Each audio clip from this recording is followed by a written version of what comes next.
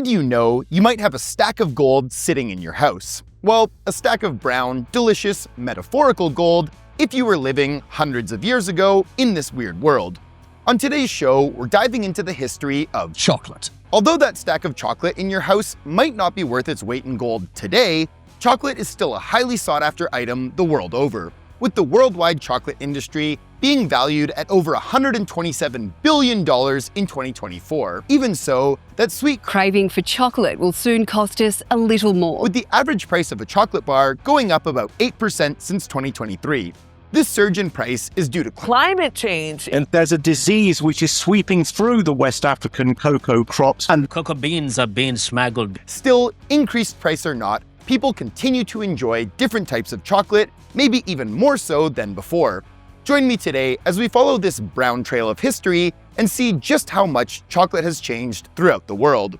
I'm Doug Sharp, and we're living in a pretty weird world. The first stop on our brown brick road of chocolate history starts in Central America, specifically in what's now known as Mexico, with the Olmecs, Mayans, and Aztecs. The Olmecs were the first people to experiment with the cacao fruit, which is where chocolate comes from. Although they didn't keep any written history, it's believed that they consumed chocolate in various ways, by making different types of food with it, as evidenced by traces of chocolate in pots, and by ingesting it as a ceremonial drink mixed with other spices. Now, the ones who were really about this not-so-sweet, delicious cocoa fruit were the Mayans. The Olmecs passed on their cacao knowledge to the Mayans, who didn't just like chocolate, they honored it. You may think there's a big chocolate craze on now, with more than 7.5 million tons of chocolate eaten every year, but that's nothing compared to how valuable it was back then. The Mayans revered chocolate so much, it was used to finalize or celebrate anything that was important. Got a huge wedding? There was probably chocolate. Finished building a temple? Chocolate. The village dog just had puppies? You betcha, chocolate again. Despite it being revered ceremonially, chocolate was actually readily available for everyone, not just the rich. As with the Olmecs, Mayan chocolate was described as thick and frothy, often mixed with other additives like chili peppers, honey, or water, which is probably where Mexican hot chocolate comes from. Just like the Mayans, the Aztecs took their chocolate business to the next level, to the point where they worshipped the cacao beans, believing they were given to them by the gods. So much so that they valued cacao beans more than actual gold. They would still enjoy spiced chocolate drinks, but they would also use the cocoa beans to trade for food and other goods. There was even a notorious Aztec ruler named Montezuma II who loved chocolate so much, he allegedly drank gallons of chocolate every day, much like how many of us enjoy our daily cups of coffee. Except he would use it as an aphrodisiac, so it might have been more like wine. Unlike the Mayans, however, the Aztec chocolate, called chocolatl, was mainly enjoyed by the higher classes, though occasionally enjoyed by the lower classes at weddings and other large events. Still, the Aztecs definitely enjoyed more than their fill of chocolatey goodness, which held a prominent position in their culture. From there, the word of the holy cacao traveled over the sea, spreading its roots of culture into the Caribbean. Making its way over to the land of the tropical breeze, chocolate held similar cultural importance to that of the Mayans, Aztecs, and Olmecs. One of the main indigenous groups who enjoyed chocolate culture were the Taínos, the native people of the Dominican Republic and Puerto Rico. Cacao was a staple in their agriculture, and they valued it just as much as the Mayans did, even indulging in similarly spiced choco drinks. Even today, cacao holds a prominent role in the agriculture of different parts of the Caribbean. And with so many different terrains unique to the islands, this allows for a wide variety of diverse cacao flowers, meaning each bean has its own distinct hints of flavor, kind of like coffee. These flavors can be spicy, floral, sweet, or fruity. These ranges of flavors were first discovered with the Taíno population, as they cultivated cacao in different parts of the islands for a more complex flavor profile. However, the word of the holy cacao bean was still only within the Caribbean and Mesoamerica. So how did chocolate get to the eastern parts of the world? Well, that's where the Europeans come in. When the Europeans first came to the Caribbean and were introduced to chocolate, they realized its huge financial potential. So then, the Europeans subjugated the Taíno population to slave labor, profiting off the goods while draining the island of resources and potential economic strength. Due to this, chocolate history in the Caribbean is left with a harsh mark, as slavery had become intertwined with the chocolate industry, at least at the beginning. After wiping their hands of making the slaves do all the work, European ships brought back cacao to Spain, where chocolate wasn't actually that much of a hit at first. But before we hop on the ships to bring chocolate to Europe, let's look at some other things Europeans brought back from the New World. It would be hard to imagine a European without some form of tobacco in their hand. Though there's no records of natives using tobacco recreationally, it was thought to be used for rituals and as a painkiller. Originally, it was only used for medicine, until Jean-Nicot de Villemey, which is where the word nicotine comes from, said that tobacco actually had a bunch of medicinal properties. Since then, tobacco leaves have been used all throughout Europe, becoming a staple of European culture. And in some cases, tobacco was actually used as a currency. Potatoes are a staple in many European dishes, and one of the most important vegetables to ever be brought back to Europe. It was such an important crop that its introduction to Eurasia improved people's nutrition all throughout, which allowed for a more diverse and plentiful production of food.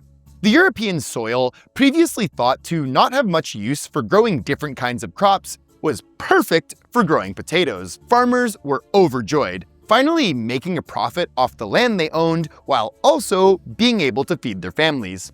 Plus, because of the nutritious benefits of potatoes, there was a thing called the Irish diet, where you could eat potatoes, milk, and butter and get all the nutrition you'd need to survive. Though many countries in Europe don't really use spicy peppers in their food, when the capsicum pepper reached the West Indies and India, it found its calling by being ground up into the popular spice paprika. Hungarians use paprika in a variety of different dishes, and it was later crowned their national spice. Beyond just flavor, capsicum has plenty of health benefits, such as having high amounts of vitamin A, B, and C. It can also aid in digestion and be used to treat muscle and joint pain. Mediterranean, Middle Eastern, and Italian food owe so much to tomatoes. This fruit, vegetable, whatever you think it is a cornerstone of European cuisine. The Italians loved it so much, they called it the pomodoro, which roughly translates to apple of gold. Along with its nutritious qualities, it was recently found to contain lycopene, which is a powerful antioxidant thought to help deter cancer. Because of its popularity, over time, tomatoes have become a global food, enriching people with their healthy, flavorful juices and confusing people over what kind of food it actually is. Now let's get back to the main focus of this video, chocolate. There are many different stories on who actually brought chocolate to Spain. Some say Christopher Columbus brought it back after his last voyage to the Americas. Others say it was found on a Spanish ship after intercepting trade routes, and others say that Hernan Cortez brought back chocolate after meeting with our cocoa-crazy friend Montezuma II. What we do know is that it actually took chocolate about 60 to 80 years to really take off in Europe. Cacao wasn't that popular in the early 1500s when it was first brought back, probably because they were still out expanding their empire and all that other stuff. But once they got tired and came back towards the end of the 1500s, the Spanish court started getting a little bit of choco fever. Once Spain started importing cacao beans from Mexico in 1585, representatives from other countries started visiting Central America and bringing chocolate back with them to their countries. Soon enough, a good portion of Europe was indulging in that chocolatey goodness. So much so that the British used hot chocolate as a medicinal drink to treat tuberculosis and other medical conditions. For a majority of these years, chocolate stuck around as a medicinal drink, flavored with pepper, wine, and coffee. And it stayed that way until the Dutch came up with their own version of chocolate called Dutch cocoa. Dutch cocoa was made by grinding cocoa butter from chocolate liqueur into powder, then adding alkaline salts to make it less bitter. This invention laid the groundwork for solid chocolate. With that, many chocolatiers popped up during the Industrial Revolution, leading to the average worker being able to make 50 times the amount of chocolate paste compared to a worker before the Industrial Revolution. With the equivalent of a chocolate gold rush going on, the popularity of bar chocolate was propelled even further when Swiss chocolate maker Daniel Peter combined powdered milk with chocolate to make the world's favorite kind of choco treat, milk chocolate. After this, innovation after innovation came rapidly in the world of chocolate. Rodolphe Lindt invented conching, making chocolate bars smooth, then came couverture chocolate, making it creamier, then came tempering, which gives chocolate bars their signature snap. Yet, despite all these crazy inventions, bar chocolate consumption in Europe was mere chump change compared to the place where it all started, America. Well, more specifically, the United States. Ever since chocolate production was moved from the Americas to Asia and Africa, the price of chocolate dropped and the market for chocolate went way up. So much so that between 1896 and 1909, chocolate consumption in the United States increased by an insane 414%.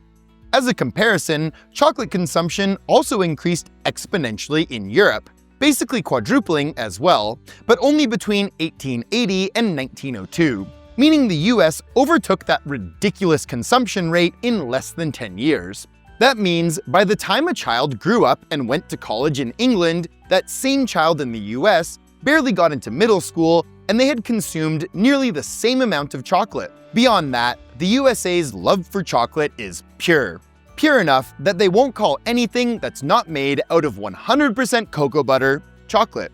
Whereas the Europeans allow for 5% of cheap fats to make up their versions of chocolates. Sure, the Europeans had innovated chocolate to higher and higher levels each time, but none of them could match the success of American chocolate manufacturers like Mars, Mondelez, and Hershey's, who bring in a combined $87 billion in annual revenue. That is, of course, if you ignore Swiss-owned Nestle, who brings in $108 billion every year.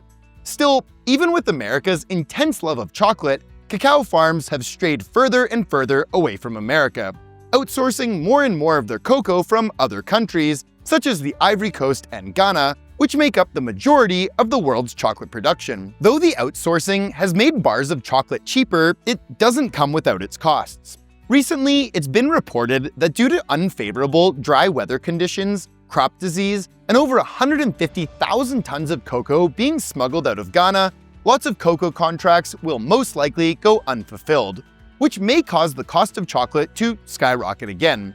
But as for now, Americans still average about 3 chocolate bars per week. But of course, that doesn't account for the American Montezumas out there, who are always looking for their next chocolatey fix. Chocolate has been around for a long time and has been the object of sweet cravings everywhere for hundreds of years. Though the way we interact, ingest, and experiment with chocolate has differed from person to person, it seems to hold a timeless charm which will never lose its luster. From being expensive to cheap to slowly growing towards being expensive again, chocolate will still be revered as it always has been, with people enjoying it in different capacities, whether through regular sugary milk chocolate, refined bitter dark chocolate, or chocolate harvested from special grounds.